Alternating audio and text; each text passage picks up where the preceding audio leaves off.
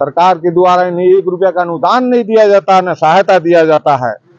लेकिन और तमाम छोटे विद्यालयों को बंद करने के लिए बनाया जा रहा है और पूंजीपतियों को और मजबूत करने के लिए बनाया।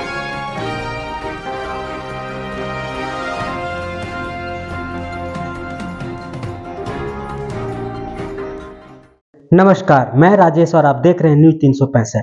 झारखंड सरकार की गलत नीतियों को लेकर पूर्ण झारखंड में त्राहिमाम है। जी हां, आपने सही सुना। ऐसा आरोप स्वतंत्र राष्ट्रवादी पार्टी का आरोप है कि झारखंड निःशुल्क एवं अनिवार्य बाल शिक्षा का अधिकार नियमावली 2019 के काला कानून सिर्फ छोटे प्राइवेट स्कूलों पर लागू किया गया है, उसे अविलंब वापस करने की मांग की गई है। छोटे प्राइवेट स्कूलों के साथ सरकारी दमनकारी रवैया बंद करने को कहा है। आगे सुने क्या कहा स्वतंत्र राष्ट्रवादी पार्टी के नेतागण। मैं 50 लाख राष्ट्रवादी पार्टी झारखंड प्रदेश के द्वारा एक दिवसीय धरना प्राइवेट स्कूलों के जो उन्हें दमनकारी तरीके से सताया जा रहा है, दबाया जा रहा है, उनकी रक्षा के लिए, उन्हें बचाने के लिए धरना दिया जा रहा है। महामहिम राज्यपाल जी महोदय को ज्ञापन पत्र सौंपा गया है, मांग किया गया है। झारखंड उच्च न्यायालय में जब मामला लंबित है और याचिका का स्टे ऑर्डर लगा हुआ है, इसके बावजूद शिक्षा सचिव के रवि कुमार ने 24 मई को एक आदेश निकाला कि सभी विद्यालय ऑनलाइन झारखंड निःशुल्क एवं अनिवार्य बाल शिक्षा का अधिकार प्रथम संशोधन नियमावली 2019 के कानून के तहत वो आवेदन जमा करें ऑनलाइन। अगर जो विद्यालय नहीं करेंगे तो उनको बंद कर दिया जाएगा, उनको कार्रवाई की जाएगा। आज ये दुर्भाग्य है कि पहले का गुरुकुल में बच्चों को शिक्षा देना, सम्मान दिया जाता था गुरुओं को, आज गुरुओं को अपमानित किया जा रहा है। सरकार के द्वारा इन्हें 1 रुपया का अनुदान नहीं दिया जाता, न सहायता दिया जाता है। लेकिन ये बच्चे जो पढ़ा रहे हैं वो दलित हैं, आदिवासी हैं, पिछड़े अगड़े अल्पसंख्यक बच्चे हैं जो करोड़ों नहीं लाखों की संख्या में भी इन्हीं विद्यालयों में जाकर पढ़ते हैं।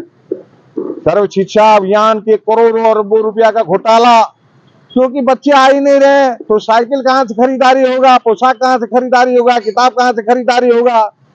ये जब उनका कमीशन खोरी, भ्रष्टाचार पर वो कार्रवाई नहीं हो और कमाई बढ़ता रहे। आपका पेयजल स्वच्छता विभाग के सचिव मनीष रंजन आज झारखंड में सूखा का और पेयजल के लिए त्राहिमाम जनता तो किताब लिख रहे हैं प्रभात प्रकाशन दिल्ली का, वो भी प्रतियोगिता का किताब। तो भैया ये किताब लिखने के लिए फुर्सत है और गरीब जनता को पानी पहुंचाने का काम आप नहीं कर रहे हैं। क्या बैठक करते हो, घोटालाबाजी करते हो। इन तमाम घोटालों की अगर ईडी जांच करे, ये और भी घोटाले में अधिकारी लोग जेल जाएंगे। भ्रष्टाचार के खिलाफ ये अभियान जारी रहेगा और हमारा पार्टी का मांग है कि जब तक हाई कोर्ट में मामला लंबित है, स्टे ऑर्डर लगा हुआ है, इस कानून के दायरा में प्राइवेट स्कूलों को नोटिस देना बंद करे, उन्हें आवेदन जमा करने पर रोक लगाए और इस दायरा से जो सरकारी स्कूल बाहर है, अल्पसंख्यक सरकारी सहायता प्राप्त स्कूल बाहर है, उन तमाम स्कूलों को इस कानून के दायरे में लाए। ये क्या बात हुआ? किस तरह का नोटिस मिल रहा है आपको? प्राइवेट स्कूलों को नोटिस मिला कि आप जो है मान्यता के लिए आवेदन जमा करें 2019 कानून के तहत। अगर नहीं करिएगा तो आपको स्कूल बंद करने की कार्रवाई होगी। एक बात बताइए, अगर मान लिया कोई भी संस्थान आप चला रहे हैं, हाँ, उसका तो निबंधन जरूरी है। अगर सरकार मांग रही है आपको, हमारा पार्टी का मांग है कि जैसे आप कोई दुकान खोल रहे हैं तो ट्रेड लाइसेंस देता है, उसको बोलता है कि इतना कमरा होना चाहिए, इतना सामान होना चाहिए, तो स्कूल चलाओ। अभिभावक निर्णय करेंगे हमारा बच्चा स्कूल में पढ़ने लायक है कि नहीं, वो साधन है कि नहीं, ये निर्णय अभिभावक करना चाहिए। आप उनको लाइसेंस दे दीजिए, उनको मान्यता दे दीजिए, इसमें क्या दिक्कत है। बच्चा जहाँ पढ़ाई, अभिभावक का आजादी है, स्वतंत्रता है। अगर उसको लगता है विद्यालय अच्छा पढ़ा रहा है, सरकारी स्कूल से अच्छा पढ़ा रहा है, बच्चे का भविष्य बन रहा है, तो मान्यता दे दे।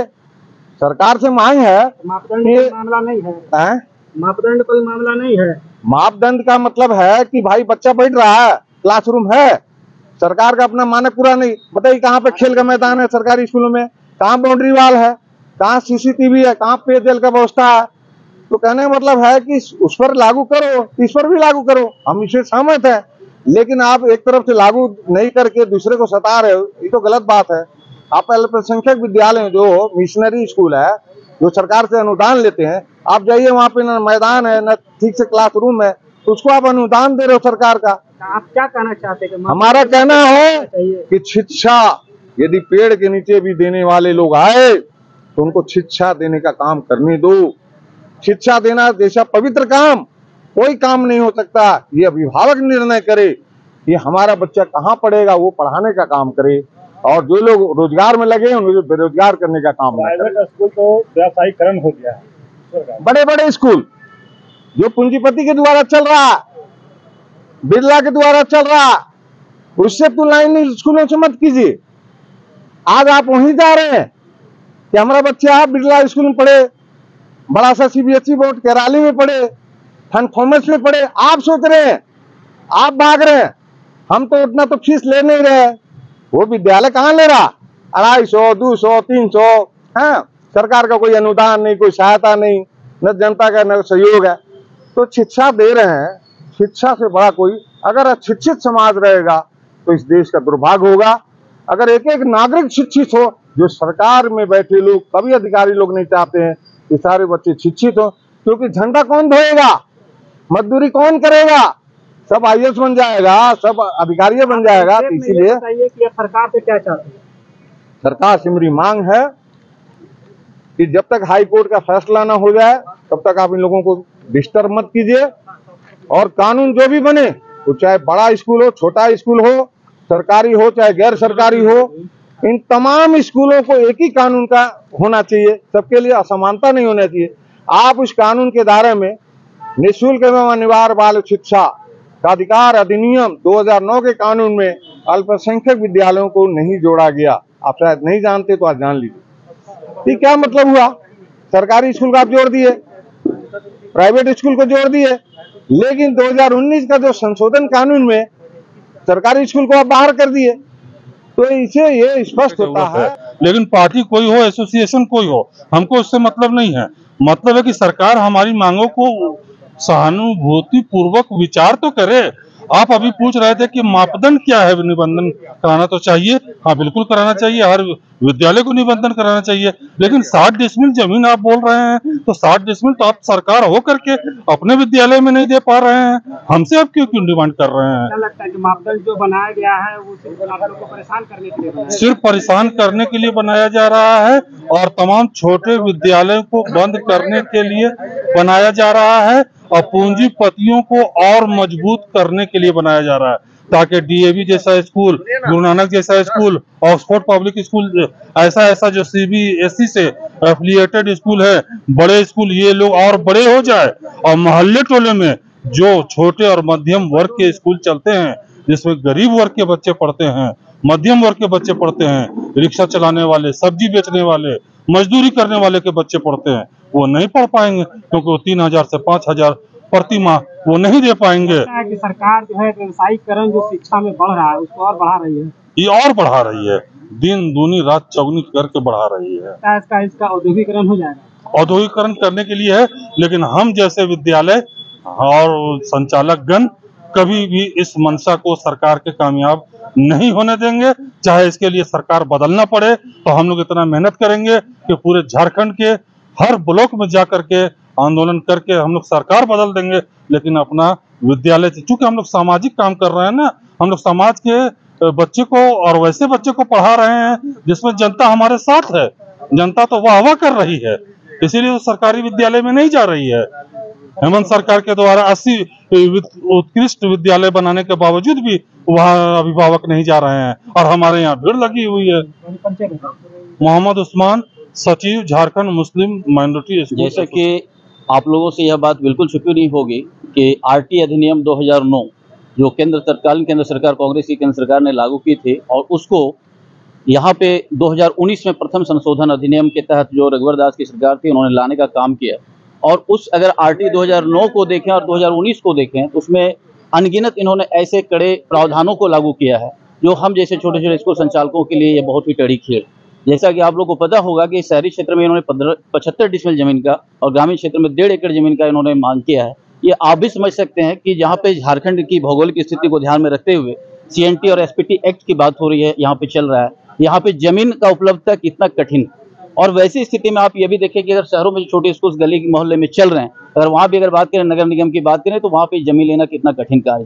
तो आप बताएं कि सरकार की ये जो मंशा है ये कहाँ तक उचित है, और क्या सरकार बिल्कुल एक तरह से नहीं चाहती है कि ये सारे निजी विद्यालय जो छोटे छोटे स्कूल्स हैं, जो उन बच्चों को शिक्षित करने का काम कर रही है, उन अभिभावकों को शिक्षित ज्ञान ये करने का काम कर रही है, जिनके मन में भी सपने हैं, जिनके पास संसाधन नहीं है किंतु वो भी सपने देख रहे हैं, वो भी चाहते हैं कि उनके भी बच्चे कुछ स्कूलों में जाएं और अच्छी शिक्षा ग्रहण करें, वो भी 2-4 लाइन अंग्रेजी की बात कर सकें। तो सरकार कहीं ना कहीं चाहती है कि वैसे बच्चों को, वैसे अभिभावकों का जो सोच है, उनका जो सपना है, इसको कहीं ना कहीं चकनाचूर कर। क्या लग रहा है कि सरकार क्या सोच रही है?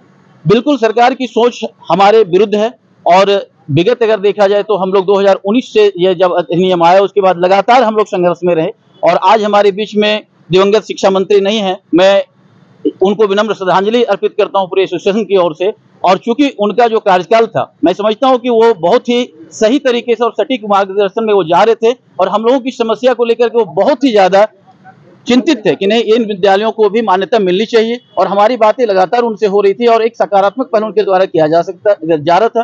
किंतु ये कह सकते हैं कि काल का ये निर्णय था कि हमारे बीच आज वो नहीं है। आप लोगों के द्वारा जो हाई कोर्ट में भी मामला लंबित है जी। क्या कुछ उसका आया है अभी तक वो हियरिंग चल रही है, डेट पे डेट हो रहा है। सरकार अपनी ओर से जो बातें वहाँ पे बोली गई है, ये शायद लगता है कि सरकार उसमें इंटरेस्ट नहीं ले रही है। और वहीं दूसरी ओर जहाँ पे मामला लंबित है, उसके बावजूद भी सरकार के सचिव के रवि कुमार जो शिक्षा सचिव हैं, उन्होंने विभिन्न जिलों में जो है सो एक आदेश जारी किया है कि आप मानक जो ये है RT के तहत मान्यता के लिए प्रपत्र आप जल्द से जल्द जमा करें, अगर आप जमा नहीं करते तो ऐसे स्कूलों के ऊपर कार्रवाई की जाएगी। तो ये सरासर एक तरह से कहीं ना कहीं इन स्कूलों को एक धमकी है इनके द्वारा, और कहीं ना कहीं ये कानून का भी उल्लंघन है जो हमारे कोर्ट में मामला लंबित। परिचय बताइए। सर्वेश कुमार दुबे, सचिव Jharkhand public school welfare association.